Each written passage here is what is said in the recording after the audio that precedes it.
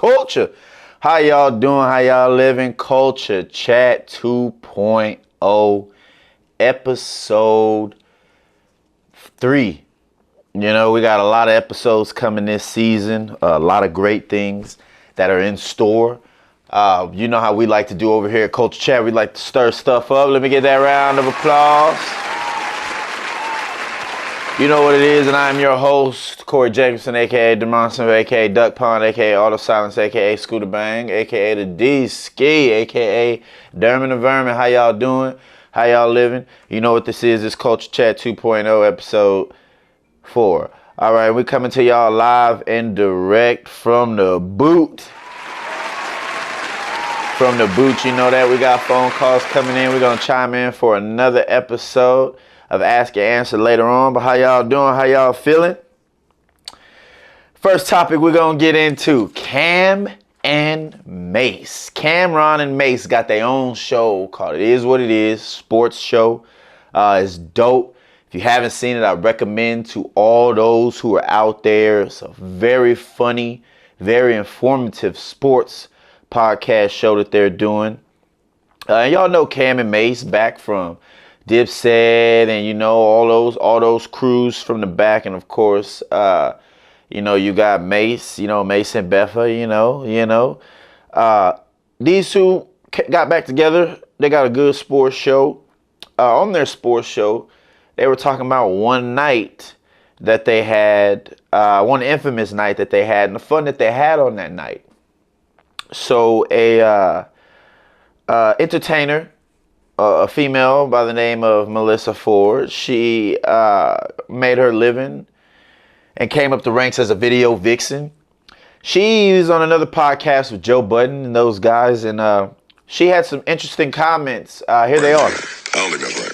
Well, who's doing it? What's she doing? I don't think that's right. Like, them niggas clearly went to a whorehouse and took somebody up out of here. Says them. And that's who told the story. But that's who told the story. I get that. So of course it says them. Who else Is there a distinct possibility that there may have been underage girls in that whorehouse?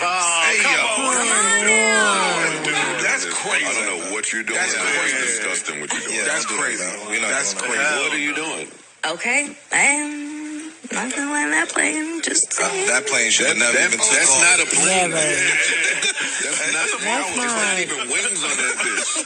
No pilot. No nothing. No cockpit. What are you doing?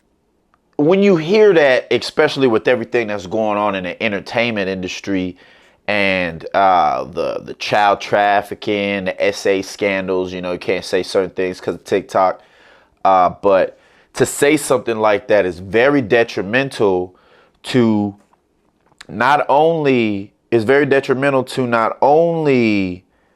what they're trying to accomplish as men, is detrimental to their overall scene because it's underage women. And for you to, or underage girls, and for you to go out there on the limb and to say that you know for a fact that they were underage and there may have been underage girls at that party, at that night. I mean, it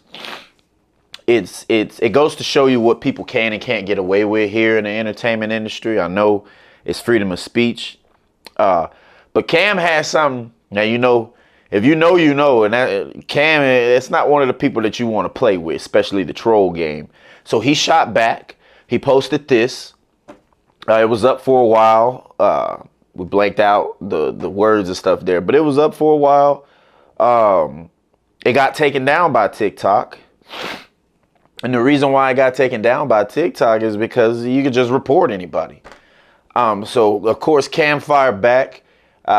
Cam let her know straight up, was like, yo, you know, Ice-T gave you whoop-de-whoop to go to the bathroom and get it done. You know what I'm saying? So, like, there's a lot of back and forth. I just don't like, and we're going to talk about this in the full segment. This is just a mini run-through segment for all of y'all, because we're going to be doing multiple shows on multiple weeks and multiple times. So we're hitting y'all with a lot of different things here. But go ahead down there in the comments. Tell me what you think about Cam and Mase and Melissa Ford incident. We're going to do a poll. Was Cam'ron too harsh, or was he not harsh enough? And do you feel like there should be more blowback on Melissa Ford for pretty much making those outlandish comments and getting him into trouble, or getting this overall presence about him in the general public. So go ahead and put your comments down there. We're gonna run through a brief commercial real quick, and we'll be right back. If you got hair that you need done, if you need your extensions quick in a run, if you got extra hair that's astray and you need it done so you can go play, go ahead and hit up Yo C and Dreas. Johan C. Dreas. There's a dope hairstylist over there off of Paramvidal and Warsbach Parkway. Here's her commercial.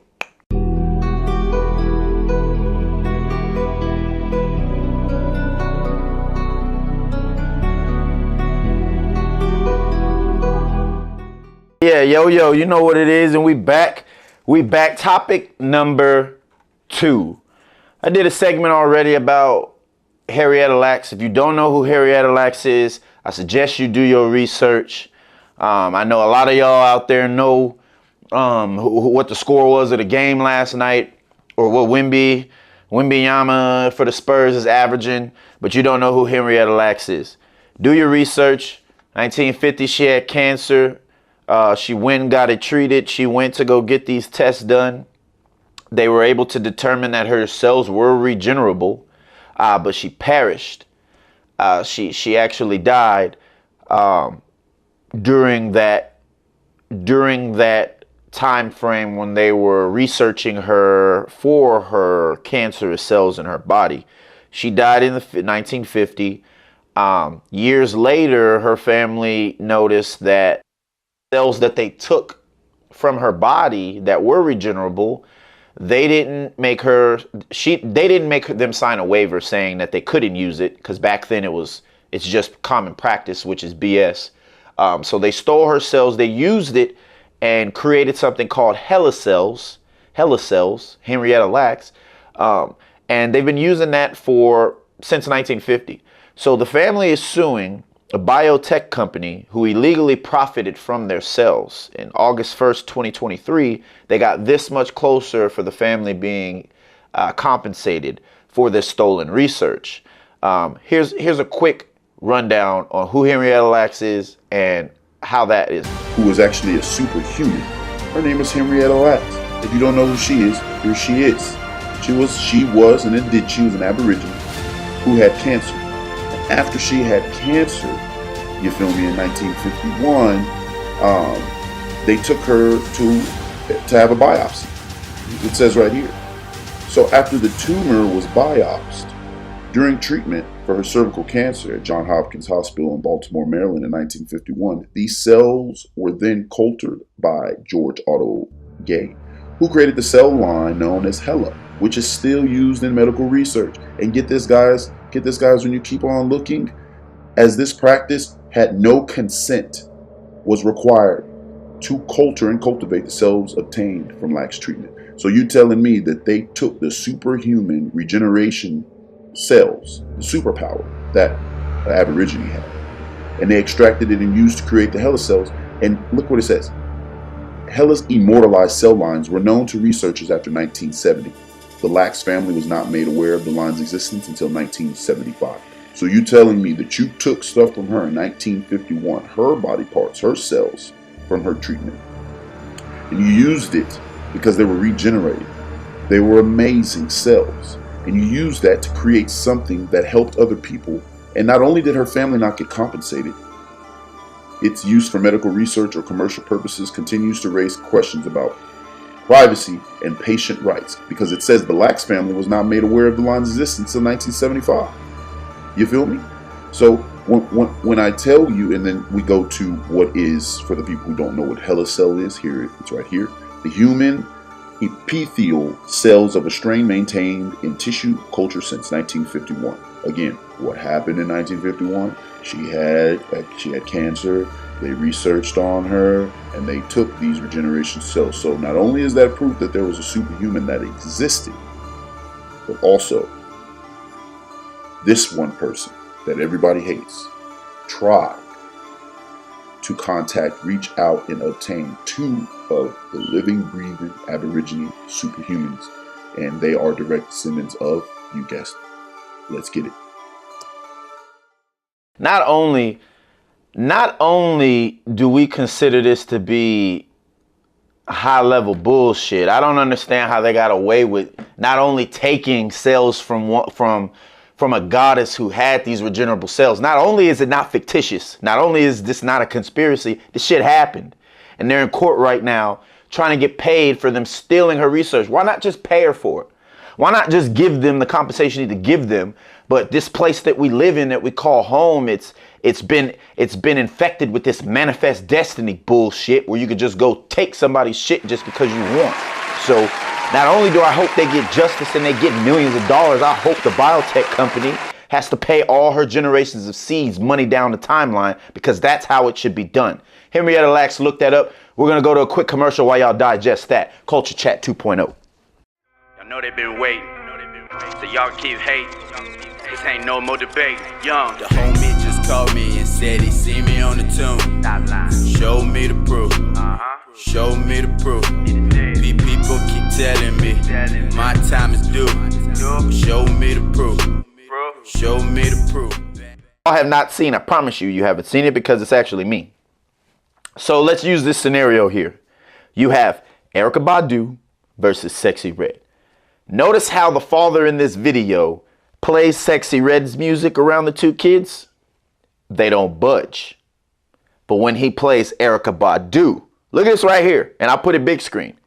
He's playing it, aka me. The father is playing the song. Both of the kids are superbly at attention. Look at how their energy is vibing towards her song.